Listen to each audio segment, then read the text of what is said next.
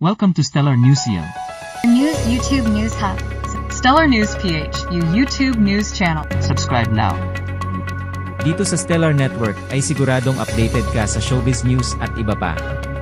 Kaya kung first time mo dito ay mag-subscribe ka na.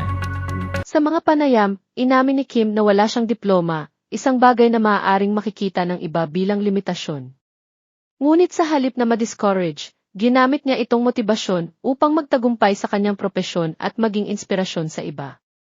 Ang bawat proyekto, endorsement, at pelikula ay nagiging tulay para masiguro ang magandang kinabukasan ng kanyang mga mahal sa buhay.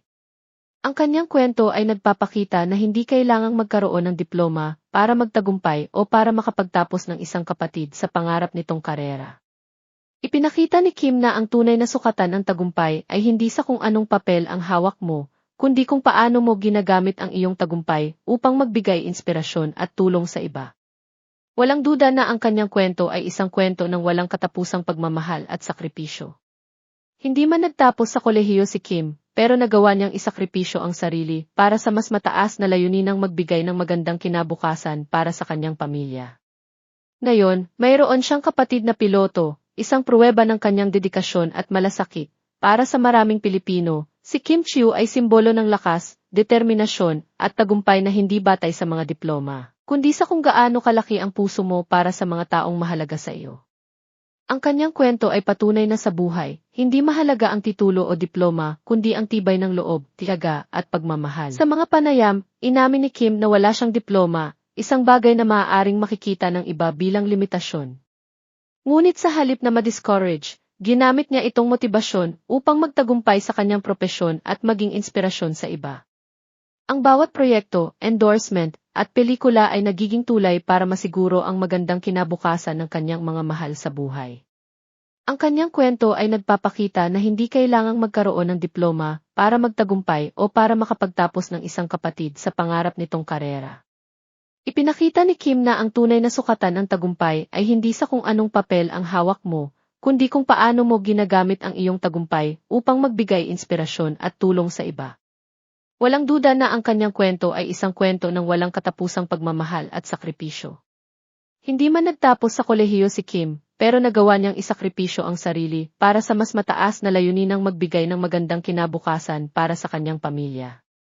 Ngayon, mayroon siyang kapatid na piloto, isang pruweba ng kanyang dedikasyon at malasakit. Para sa maraming Pilipino, si Kim Chiu ay simbolo ng lakas, determinasyon, at tagumpay na hindi batay sa mga diploma, kundi sa kung gaano kalaki ang puso mo para sa mga taong mahalaga sa iyo.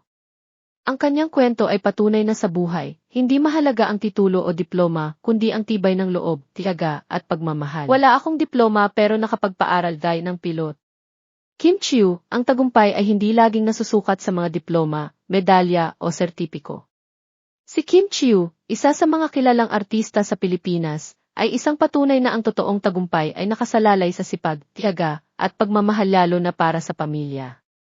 Sa kabila ng kawalan ng formal na diploma, nagawa niyang mapagtapos ang kanyang kapatid bilang isang piloto, at ang kwentong ito ay nagsilbing inspirasyon sa maraming Pilipino. Si Kim, na pumasok sa showbiz bilang isang simpleng dalaga mula sa Cebu, ay nagsimula sa Pinoy Big Brother at mula roon ay sinubok ang kanyang kakayahan sa harap ng kamera. Ngunit ang hindi alam ng marami, sa likod ng mga ngiti at tagumpay niya sa showbiz, ay ang mga sakripisyo niya bilang isang panganay na kapatid. Siya ay nagsikap at nagtrabaho ng walang humpay, hindi lamang para sa sarili, kundi para sa kanyang pamilya lalong-lalo na para sa kapatid niyang nangangarap maging piloto. Hindi madali ang buhay ni Kim bilang breadwinner ng kanilang pamilya. Bata pa lamang siya nang humarap sa mga responsibilidad na bihira sa kanyang edad. Kinailangan niyang magsakripisyo ng maraming bagay upang maitaguyod ang kanyang mga kapatid. Kabilang na ang pangarap ng kanyang kapatid na maging isang piloto, isang propesyon na nangangailangan ng hindi lamang matinding determinasyon, kundi malaking halaga ng pera para sa pagsasanay at edukasyon. Sa mga panayam, inamin ni Kim na wala siyang diploma, isang bagay na maaaring makikita ng iba bilang limitasyon. Ngunit sa halip na ma-discourage, ginamit niya itong motibasyon upang magtagumpay sa kanyang propesyon at maging inspirasyon sa iba. Ang bawat proyekto, endorsement, at pelikula ay nagiging tulay para masiguro ang magandang kinabukasan ng kanyang mga mahal sa buhay. Ang kanyang kwento ay nagpapakita na hindi kailangang magkaroon ng diploma para magtagumpay o para makapagtapos ng isang kapatid sa pangarap nitong karera.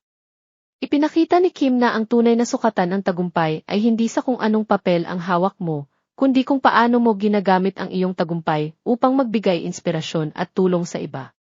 Walang duda na ang kanyang kwento ay isang kwento ng walang katapusang pagmamahal at sakripisyo. Hindi man nagtapos sa kolehiyo si Kim, pero nagawa niyang isakripisyo ang sarili para sa mas mataas na layuninang magbigay ng magandang kinabukasan para sa kanyang pamilya. Ngayon, mayroon siyang kapatid na piloto, isang pruweba ng kanyang dedikasyon at malasakit. Para sa maraming Pilipino, si Kim Chiu ay simbolo ng lakas, determinasyon, at tagumpay na hindi batay sa mga diploma, kundi sa kung gaano kalaki ang puso mo para sa mga taong mahalaga sa iyo. Ang kanyang kwento ay patunay na sa buhay, hindi mahalaga ang titulo o diploma, kundi ang tibay ng loob, tiyaga, at pagmamahal. Ano ang masasabi niyo sa issue natin today? This has been Angelo, hanggang sa susunod na balita.